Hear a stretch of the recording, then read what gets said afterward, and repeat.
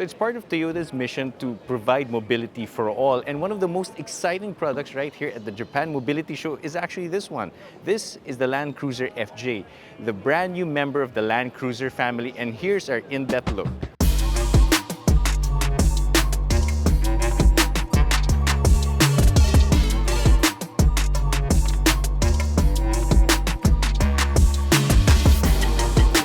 Why is it so exciting for us? Well, basically because the Land Cruiser FJ will be built at Toyota's Thailand plant. That is different from the other Land Cruiser models, which are basically built all in Japan. What do you get? Well, it's based off the IMV platform, and if you're very familiar with it, it's the same one used by the things like the Innova, the Fortuner, and even the Hilux. But this one is a compact-sized 5-seater SUV. In that case, it's about 4.6 meters long and about 1.9 meters wide. But get this, Toyota understands that there is a great focus when it comes to off-road-centric SUVs. I guess vehicles like the Jimny, for example, which the Land Cruiser FJ will compete against. Now, in terms of design, it has the usual Land Cruiser look. That would be the upright front end, the nice-looking wheels and all that. But interestingly enough, it's also about modularity as well. Just like the Tamarao, the front end is actually made of 3 parts, and this would make it easier to maintain and replace when necessary. Also, you can get it in different front ends, and it can be easily modified as well. Now, let's see what we have to the side and to the back. Now, from the side, you will notice the 18-inch alloy wheels, and if you're very familiar with the design, it looks very similar to the one that you see in the Hilux. Well, I guess it's all down to improving the cost for this model. That aside, of course, you get things like the ample ground clearance, and get this, because of the shape, would you believe it that Toyota actually used dice as an inspiration for this model? And you'll see that in these chamfered edges.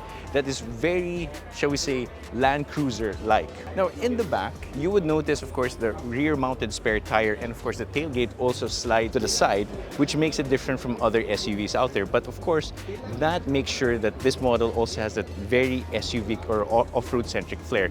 I mean, vehicles like the old FJ, for example, and even the Jimny would have these side tailgate designs. That aside, one of the more amazing features or interesting features about this would be this thick pillar right here, the thick rear pillar.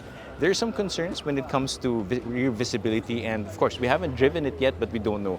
But ultimately, it makes for a great design. Now, as we step inside, there is an ample space for 5 people. And if you're very familiar with the interior design of vehicles, again, like the IMV models, like the Tamarao and all that, you would see the same basic design elements. What's great about it is that in terms of build quality, it doesn't feel as utilitarian. It actually feels a lot more plush with its soft fabrics, leather seats. The driver's seat is even power adjustable. That aside, there's also the large infotainment screen, and for off-roaders out there, what's more important is that it gives you a rear locking differential with low-range 4-wheel drive. In terms of powertrain, so far, Toyota has only confirmed one engine, and that's, of course, a 2TR FE. We don't know if it's going to be available in a diesel or a hybrid, but of course, Toyota, I'm begging you, you have to launch it with those powertrains, especially if you're going to launch it in the Philippines. So we still don't know when or if the Land Cruiser FJ will be launching in the Philippines, but this one will actually be launching in Japan sometime in 2026. Now, we will end this by showing you the possibilities of this model. This one is actually a more accessorized model of the Land Cruiser FJ, and you will see that in the different headlights, of course, the snorkel and all that. The amazing possibilities provided by Mobility for All solutions that only Toyota can provide.